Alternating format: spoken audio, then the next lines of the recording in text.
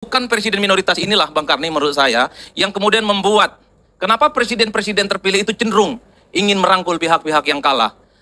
Problemnya adalah pada level pemenang pemilu kan pilihannya tiga. Apakah koalisi yang ingin dibangun itu minoritas, koalisi yang ingin dibangun itu adalah sedang, atau koalisi gemoy?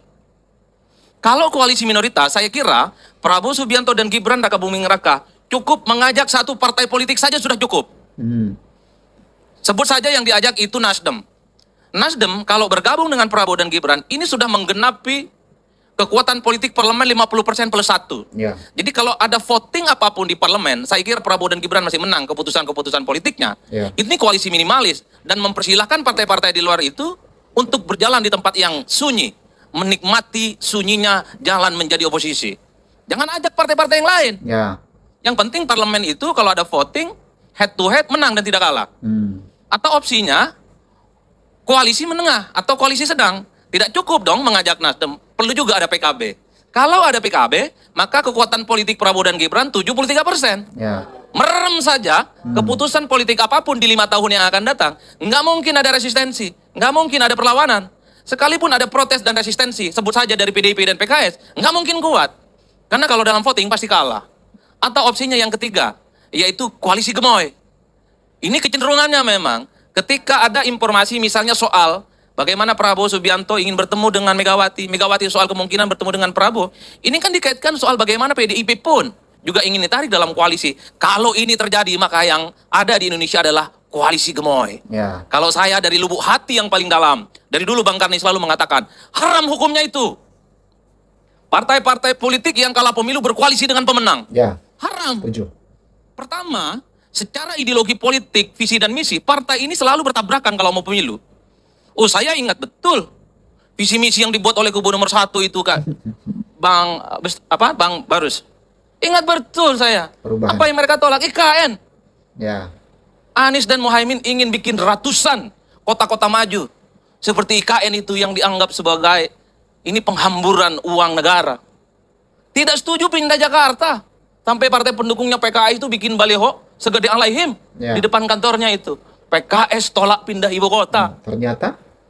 Infrastruktur dianggap ugal-ugalan. Demokrasi dianggap terjun bebas. Kok tiba-tiba iman politiknya goyang-goyang? Cocok berkoalisi dengan Ya. Prabowo dan Gibran. Dari mana ceritanya, Bang? Kok cepat sekali berubah iman politiknya?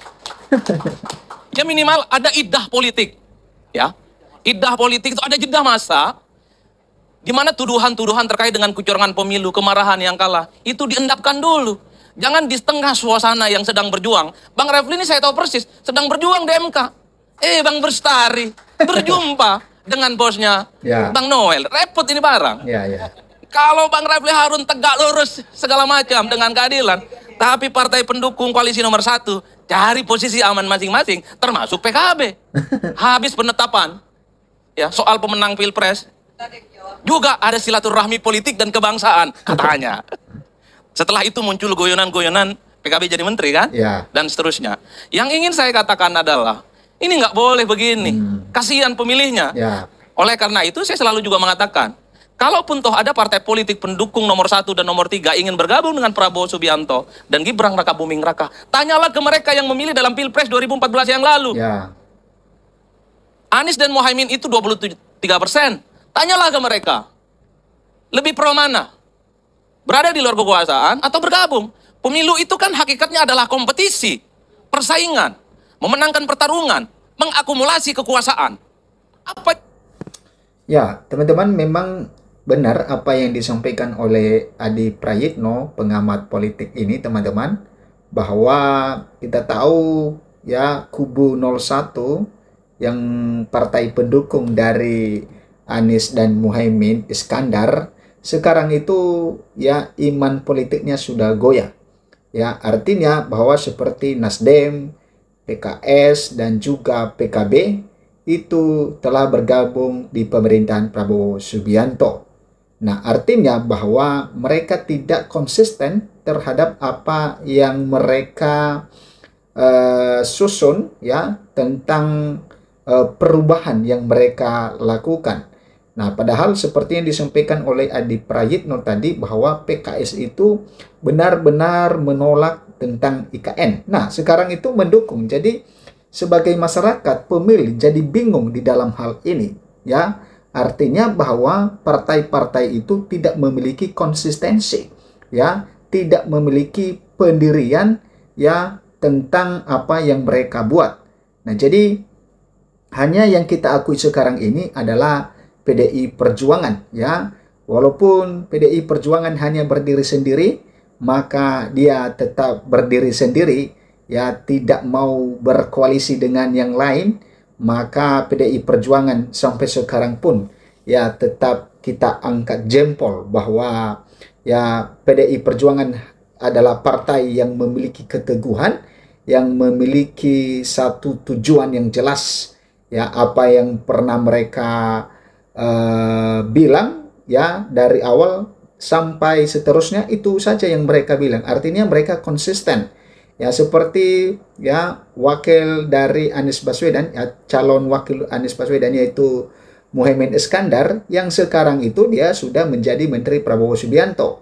Nah, yang kita apresiasi terhadap sikap Anies Baswedan dan juga Ganjar Pranowo Mahfud MD yang siap berada pada oposisi, ya, karena seperti yang disampaikan oleh Adi Prayitno, teman-teman, bahwa lawan-lawan politik itu di Pilpres itu tidak sama dengan visi misi yang mereka ajukan, jadi bertabrakan. Nah, itu mengenai, ya, Kim Plus dan juga PDI Perjuangan, teman-teman. Dan kita tahu bagaimana PDI Perjuangan, ya, partai yang berdiri sendiri, yang berjuang sendiri di Pilkada tahun 2024 ini, ya. Kita lihat bagaimana dia di DKI Jakarta, maka kita tahu, ya, ketika dia mengusung Pramono Anung Rano Karno, ya, maka kita bisa memastikan bahwa pada saat itu pas pertama elektabilitas dari Pramono Anung itu, ya, hanya 0, sekian persen. Nah, setelah beberapa bulan menjelang atau dilakukan kampanye, teman-teman, maka, ya, secara naik signifikan, ya, tentang elektabilitas dari Pramono Rano ini, sehingga ini menjadi kepanikan dari Presiden ke-7 Joko Widodo, ya, sehingga setelah itu dia pergi ke Jakarta untuk mengendorse, ya, Ridwan Kamil Suswono. Nah, ini yang sangat menarik, teman-teman, bahwa Ridwan Kamil Suswono, calon gubernur dan calon wakil gubernur nomor urut 1 itu didukung oleh Kim Plus. Ya, Kim Plus itu yang tergabung beberapa partai, belasan partai, bisa kita katakan sekitar 15 atau 17 partai. Maka ketika mereka melawan PDI Perjuangan, dan itu pun didukung oleh dua presiden lagi, yaitu Presiden 7 dan Presiden ke-8 Prabowo Subianto, maka, ya, PDI Perjuangan berhasil, ya, mengalahkan mereka yang didukung oleh pendukung dari Anies Baswedan, yang didukung oleh pendukung dari Ahokers, ya, Ahok atau Ahokers, sehingga ketika anak Abah dan juga Ahokers ini bersatu, maka ternyata pengaruh Pak Jokowi di DKI Jakarta itu tidak ada. Nah, sehingga PDI Perjuangan, teman-teman, ya, meraih kemenangan dalam satu putaran. Ya, itu sangat memalukan sekali, teman-teman, karena kita bisa melihat bagaimana manuver-manuver dari Pak Jokowi, ya, dia menginginkan sekali bahwa Jakarta itu dimenangkan oleh Ridwan Kamil Suswono. Sampai-sampai dia mengatakan bahwa kenapa dia memilih Ridwan Kamil Suswono karena rekam jejak. Ya, rekam jejak apa Ridwan Kamil di DKI Jakarta? Ya, kalau memang bagus rekam jejaknya di Jawa Barat, ya, itu kan beda dengan kasus di Jakarta. Karena kasus di Jawa Barat dengan di Jakarta itu, ya, jauh berbeda. Ya, jadi itu hal yang kita perhatikan, teman-teman, dan terlebih, ya, kita apresiasi juga kepada masyarakat DKI Jakarta, di mana mereka itu memilih pemimpin yang benar-benar, ya, memiliki hati untuk memimpin DKI Jakarta, yang memiliki kemampuan dan kapabilitas untuk memimpin DKI Jakarta. Ya, Karena walaupun ya PDI Perjuangan hanya berjuang sendiri, tetapi merekalah yang memenangkannya. Nah, kalau kita lihat juga di Jawa Tengah teman-teman, walaupun PDI Perjuangan kalah jagoannya di situ Andika Hendi, tetapi kita masih belum tahu karena ya PDI Perjuangan ya masih menggugat di Mahkamah Konstitusi bahwa mereka mendapatkan dugaan-dugaan kecurangan.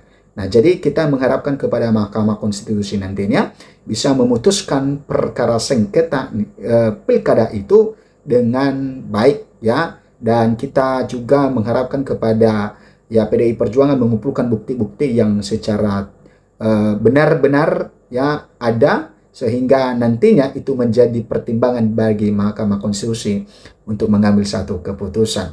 Nah, itu teman-teman mengenai politik yang ada di negeri ini. Sangat benar sekali apa yang disampaikan oleh Adi Prayitno, bahwa ya partai-partai politik selain PDI Perjuangan itu imannya itu ya goyah-goyah, ya tidak kokoh. Ya sama dengan P3 juga yang sama-sama dengan PDI Perjuangan sekarang sudah bergabung bikin plus ya. Dan ada partai-partai yang lain teman-teman.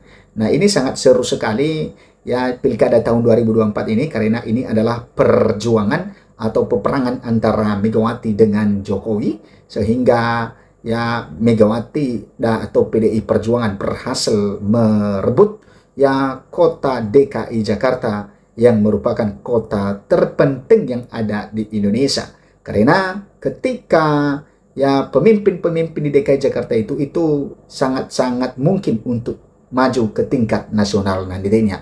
Makanya sangat-sangat ya Pak Jokowi itu mau kalau Ridwan Kamil Susono maju atau menang di Pilkada DKI Jakarta. Nah, itu teman-teman, ya berikan komentar Anda, ya semoga negeri kita menjadi negeri yang aman. Sampai jumpa di video berikutnya.